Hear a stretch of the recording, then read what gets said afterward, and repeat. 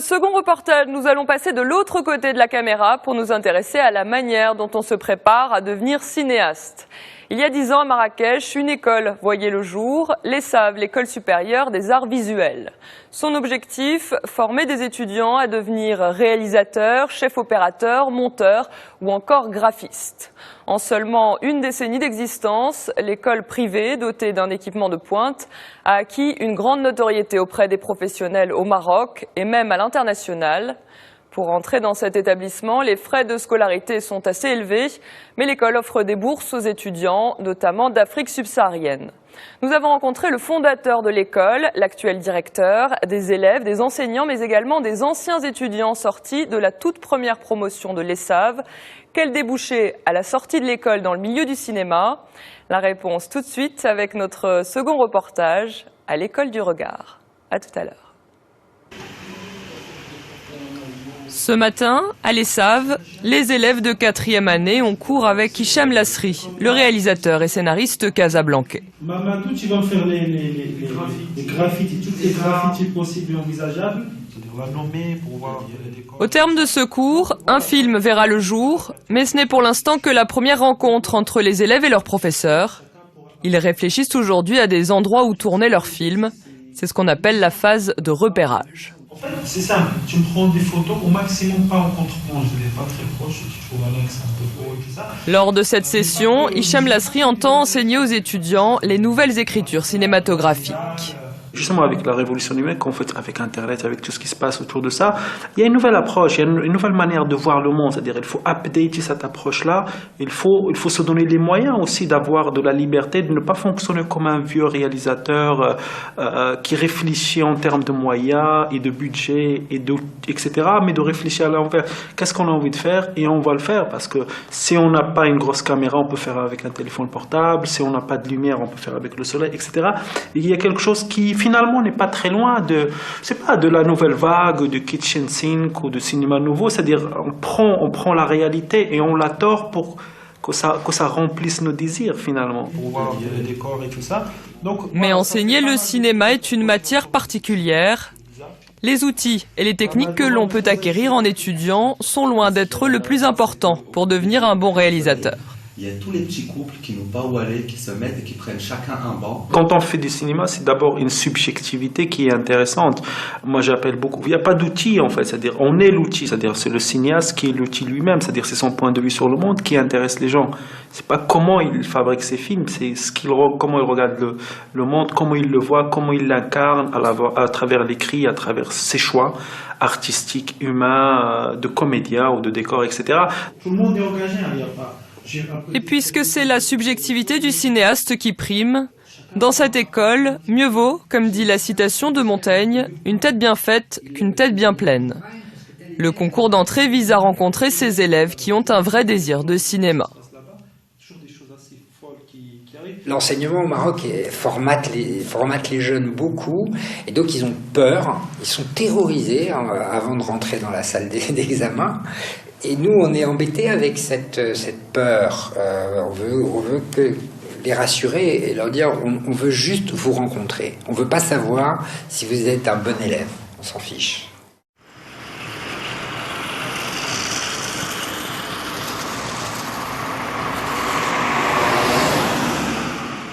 L'ESSAV est l'une des rares écoles de cinéma en Afrique. Elle est encore jeune. Elle est née il y a 10 ans. Une aventure osée, portée par Vincent Melili, le directeur de l'établissement, un Français né à Casablanca qui a travaillé dans l'exploitation cinématographique avant de devenir, en 1998, directeur de l'Institut français de Marrakech. J'aime voir des films dans des salles de cinéma, sur grand écran et avec du public. Parce que ce partage, c'est quelque chose qui n'existe plus. On n'a plus vraiment ces moments où on est avec les autres, dans le noir, en train de regarder la même chose. Je trouve ça quand même assez extraordinaire. Voilà, moi c'est là que passe ma passion du cinéma. Fonder une école de cinéma était un rêve inaccessible pour ce passionné, jusqu'à sa rencontre avec Susanna Biderman et Max Alliot, un couple suisse-allemand fortuné. Il manque un son. sais quand il est en train de jouer avec le poisson. Ouais. Eux avaient véritablement envie de développer un projet ambitieux au Maroc. Et ils avaient les moyens. Donc en fait, on s'est rapprochés.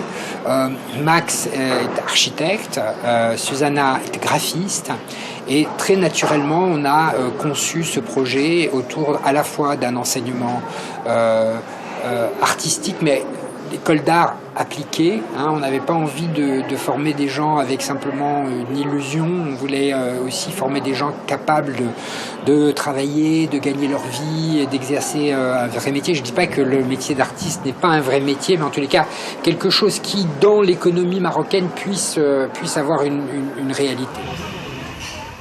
L'école des arts visuels de Marrakech est née quasiment en même temps que le Festival international du film de la ville ocre. Une aubaine pour les enseignants et les étudiants. Les élèves de première année assistent à toutes les projections des films en compétition. À l'hôpital ou bien dans la rue, on faisait référence à elle. La façon dont on l'a traitée pour la ramener,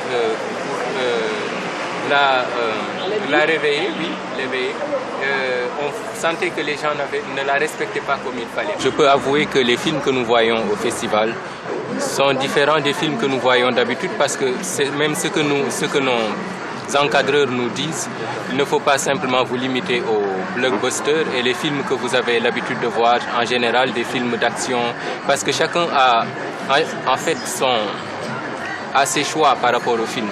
Peut-être que certains vont aimer des romances, des films qui traitent des sujets d'amour, d'autres vont aimer des films de guerre ou bien d'autres choses, mais on nous apprend à être ouverts sur tous les films. Chaque matin, les étudiants et leurs professeurs se réunissent dans un café aux abords du Palais des Congrès pour débattre des films qu'ils ont vus la veille. À l'issue du festival, ils établiront leur propre palmarès. On était en train de parler de la dernière film qu'on a analysé. Moi, je considère que techniquement, c'était pas bien fait. Et c'est pour ça que c'est raté.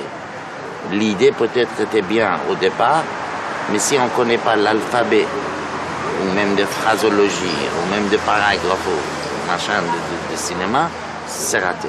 On dit toujours qu'en première année, c'est l'école du regard.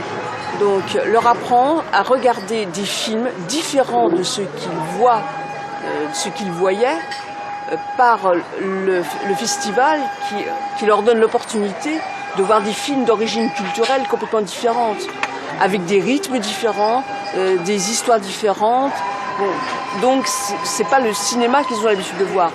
Je leur dis souvent, lavez-vous les yeux, purifiez-vous le regard pour rentrer par exemple dans un film chinois où le rythme n'est pas le même que les blockbusters où il y a 50 meurtres à la minute. Dans l'enceinte de l'école aussi, on initie les étudiants à voir des films de tout pays et de toute époque. Ça va? Oui, tu vas bien? Oui. Hoyam, étudiante de 4e année, vient régulièrement à la médiathèque pour emprunter des films et prendre les conseils de Fatima, la responsable du lieu.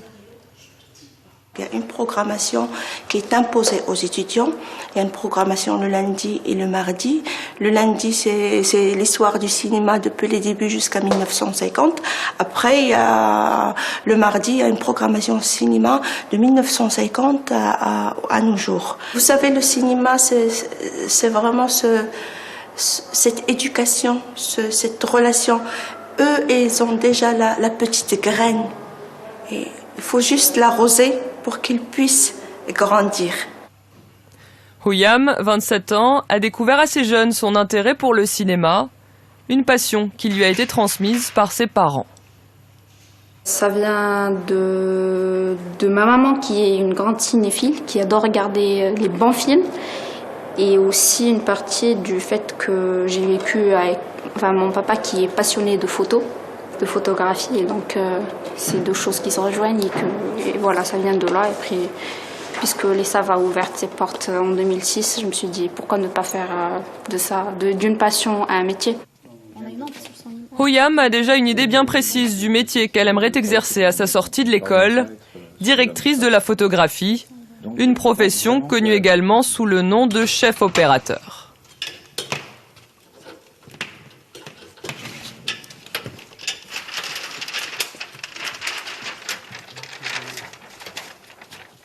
Donc ce qu'il faut faire, c'est de le ramener dans la lumière. C'est justement le métier de Michel Housseau, un Belge qui enseigne depuis plus de 15 ans dans différents pays du monde et intervient chaque année à l'ESSAV en section images, l'une des 4 filières proposées. Donc, obligatoirement, voilà, c'est comme au billard. Hein. Donc, Ahmad, tu n'es pas dans la lumière. Ahmad, reviens. Cette semaine, il supervise l'exercice image imposée. Ce qu'on essaye de faire, c'est de faire reproduire tels des copistes, de refaire l'image à l'identique. Et après, on se fait une version qui est libre, qui n'est pas celle du tableau, pas celle du peintre, mais qui serait la nôtre. Et ici, on va utiliser probablement une seule source de lumière, qui serait la bougie, enfin celle supposée venir de la bougie qui est dans le champ, et refaire une image qui n'est pas aussi paradoxale que celle qu'on a là, que le peintre nous propose, parce qu'il est parti dans une fantaisie là qui est, c'est absolument pas possible ça, ce qu'il a peint là. Donc, et du reste, on a beaucoup de problèmes aussi à reconstituer cette lumière là, parce qu'elle est elle est fausse, elle est totalement fausse. Donc on est dans la même logique, mais simplement il faut que le diminuer. Donc on est trop latéral avec les 2 sources. Il faut revenir plus dans l'axe du visage. Ok. Voilà, commençons par ça. Elle va se réfléchir dans le miroir. Hein. Sur un tournage, le chef opérateur collabore étroitement avec le réalisateur. C'est lui qui, à travers le travail sur les éclairages, les mouvements de caméra et l'image, va être en mesure de créer une atmosphère bien précise sur une scène. On va tout éteindre. Pour ce 4e jour de cours avec Michel Housseau, les étudiants doivent reproduire un tableau du peintre tchèque Jakub Schikaneder. Cette fois, Ouyam a pris la place de modèle. Coupe 1, 2. Coupe 2. 3. 5. 6. 7. On n'ira jamais aussi loin sur un plateau de cinéma, sauf si l'idée est de dire, voilà, on va faire à la manière de Vermeer ou à la manière de Rembrandt, on va faire un travail photographique de cet ordre-là pour le sujet du film. Donc dans ce cas-là, évidemment, ça fait appel à des références. Mais ici, je veux dire, on pourrait se contenter d'autre chose. Là, on va trop loin, si vous voulez. Mais ça nous oblige à manipuler et à réfléchir beaucoup de choses, quoi. À l'issue de leur semaine de cours, les étudiants et leurs professeurs visionnent le résultat de leur travail dans la salle de cinéma qui se trouve dans l'école. Sans doute, oui. Il faudra... Mais par contre, il ne faut pas qu'on touche au mur. Donc il faudra vraiment qu'on cerne la zone à étalonner. Voilà. Pour le reste. Bon, il ne faudrait pas non plus que la... Ce mur-ci, je pense qu'on l'avait bien réussi. Mais cette partie sur notre interprétation, elle est trop noire. Elle est trop noire. Ouais, sur la deuxième version. On est plutôt très content du résultat. Et il nous reste juste à faire une toute petite modification sur l'un des tableaux qui nous paraît un peu trop sombre. À la limite, le résultat, je m'en moque. Parce que je trouve que ce qui est important, c'est tout ce qui a été mis en œuvre et en chantier pour arriver à faire ce travail. Et c'est vrai que c'est une école, on n'a pas un cahier de charge, évidemment, c'est formidable quand on a un résultat qui est magnifique, etc. Ça, c'est clair. Mais ce qui est important, c'est ce qui se passe sur le plateau, tout ce qui se dit, tout ce qui est manipulé, tout ce qui est mis en jeu pour arriver à avoir un résultat. Après, bon, évidemment, on n'a pas à être honteux de ce qu'on a fait, hein, c'est absolument magnifique, mais bon, il y a des petits regrets, à chaque fois, il y a des petits regrets, forcément.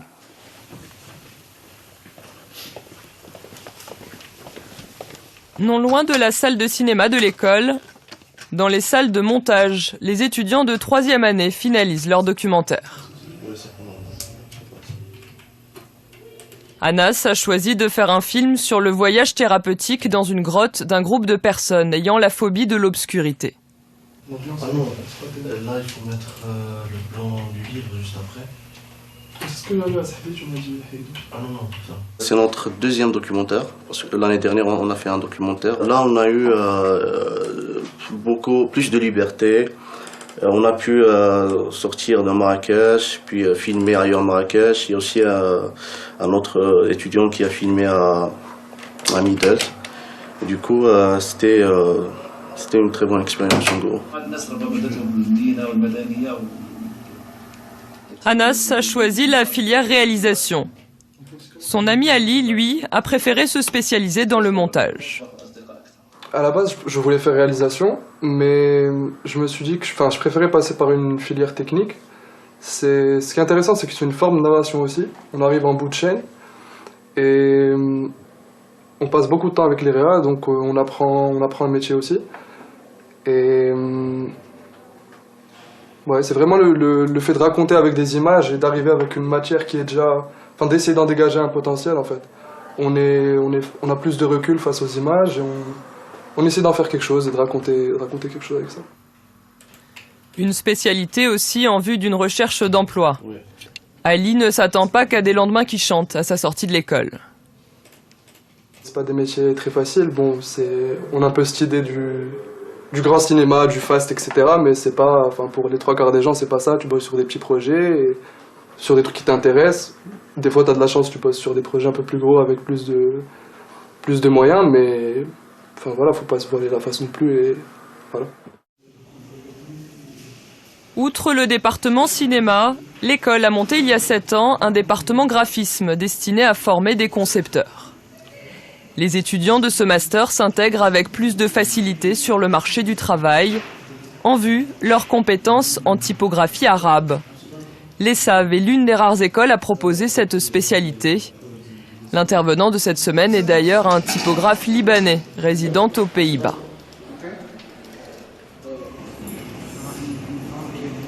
J'essaie d'introduire une nouvelle méthode pour analyser la typo arabe, la calligraphie ou l'écriture arabe, et ensuite en faire des polices.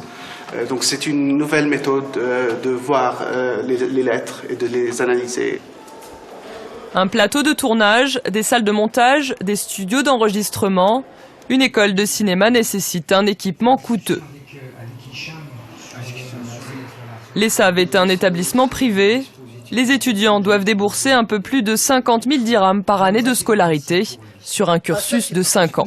Mais jamais de la vie, parce que c'est pas possible. Ça, Mais ces frais de scolarité ne couvrent pas l'ensemble des dépenses de l'école. Caméra, 1 million de dirhams, donc... Et puis en plus, il est fait pour la fiction, il n'est pas fait pour eux, ils ont besoin de légèreté, de pouvoir se déplacer. Et en plus, si tu veux, ce sera sur les tournages des films de fin d'études. Je vais vous parler de chiffres et vous donner 2-3 chiffres, mais c'est très simple en fait à retenir. Nous avons un budget annuel d'à peu près 15 millions de dirhams. Les étudiants qui payent, ça représente 10 millions de dirhams. On a une fondation qui nous soutient et qui nous accompagne, qui est la fondation Susan Biderman, qui est une fondation suisse, qui a permis l'existence de ce projet, qui a permis la construction de cette école et l'équipement de cette école. Et elle nous accompagne donc dans le fonctionnement de l'école en nous apportant 5 millions de dirhams de subventions tous les ans. Chaque année, l'ESAV investit plus d'1 million de dirhams dans du nouveau matériel. Pour former des étudiants au métier du cinéma, disposer d'une technologie de pointe est un prérequis. 7 400 € hors taxe. Ça a l'air de rien du tout, on va dire, ouais, je pourrais acheter ça à Delbraleuf. Non. Voilà. Non, on ne pourrait pas l'acheter à Delbraleuf. C'est quelque chose de professionnel, c'est très pointu. Ça répond à des besoins. C'est pas juste une envie d'acheter du nouveau matériel, c'est parce qu'on a un contrat moral quand même. Nous, c'est pas écrit, un contrat moral avec les étudiants, d'être quand même, de ne pas être désemparés sur un plateau de tournage. À l'ESAV, 38% des étudiants disposent d'une bourse, soit totale, soit partielle. Certaines bourses, financées par des fondations ou encore le CNC, le Centre national de la cinématographie en France, sont destinées spécifiquement aux jeunes subsahariens. Il est d'ailleurs possible de passer le concours d'entrée dans au moins 7 grandes villes africaines.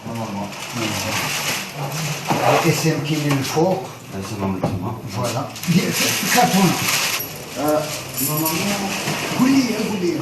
Normalement, c'est bon. C'est bon, monsieur Martin, je suis peut-être il est rallongé.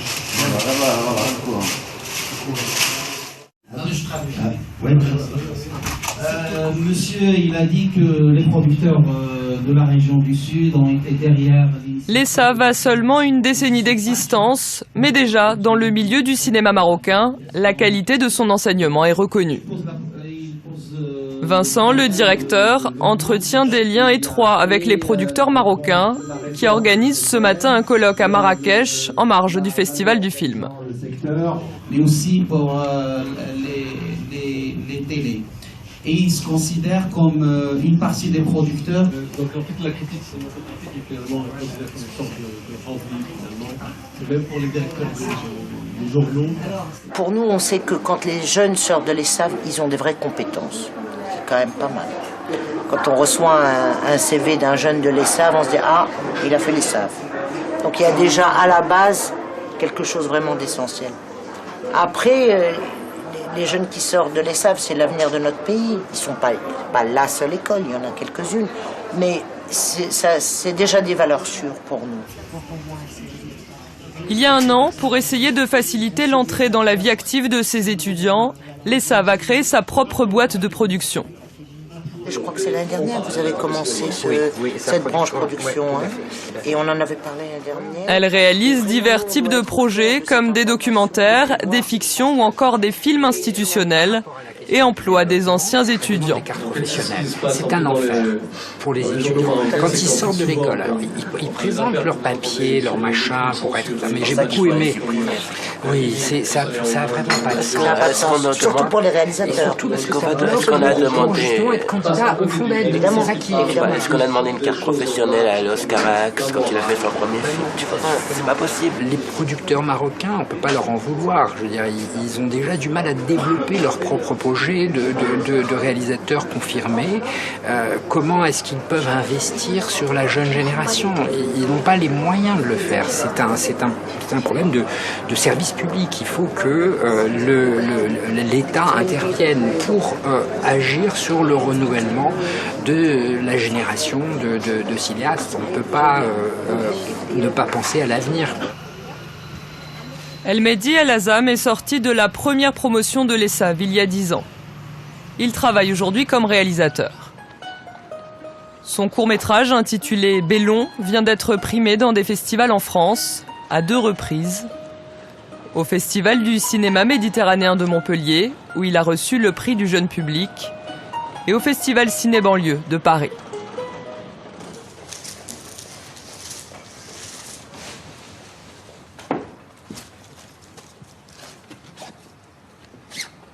الشتاء الاخر ايامنا ولينا بحال سراق الزيت.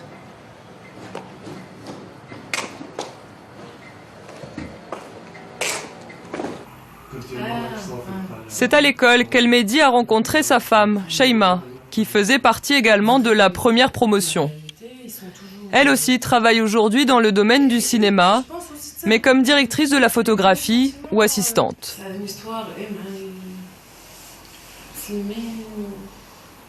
C'est intéressant de faire le sens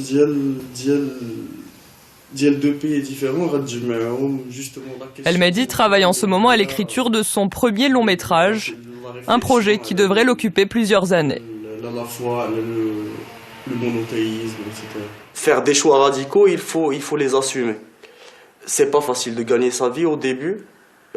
Surtout quand on décide de ne vivre que pour écrire ses propres projets, faire ses propres films, je pense que c'est un choix radical qui coûte cher, parce que voilà, à un certain moment on se pose des questions, surtout quand on passe 3 ans à développer un court-métrage par exemple ou un documentaire pendant 3-4 ans et qu'il n'y a rien, il n'y a pas, c'est-à-dire on n'arrive pas à convaincre les gens, etc. Donc on ramène toujours la question à soi-même. C'est d'autant plus difficile quand il n'y a pas de structure, par exemple, quand il n'y a pas une législation, quand il n'y a pas une grande ouverture dans le domaine. Régulièrement, El Mehdi retourne dans son ancienne école. Aujourd'hui, il vient assister à la projection, en grande pompe, des films de fin d'études de la promotion 2016. Voilà, alors, je voulais profiter de ce moment, qui est un moment quand même important, il n'y a plus de place. Avec une mention spéciale pour l'équipe technique qui est particulièrement engagée dans la fabrication de ces films. Parmi les courts-métrages projetés, celui de Hiba Shari, Behind the Imaginary, dont elle a écrit le scénario 29 fois.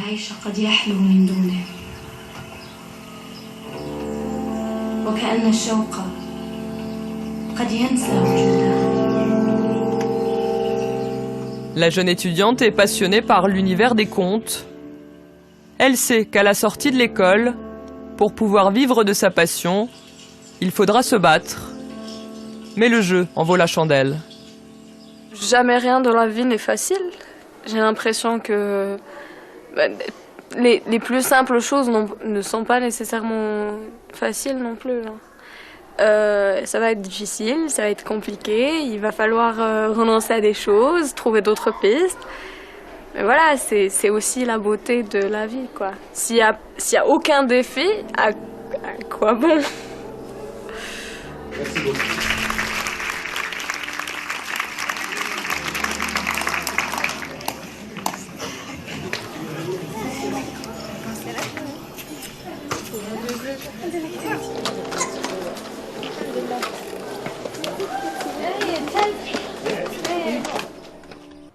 Voilà, c'est la fin de ce numéro de Mehdi Investigation. J'espère que vous avez passé un bon moment en notre compagnie. Je vous donne rendez-vous dans un mois pour de nouveaux reportages.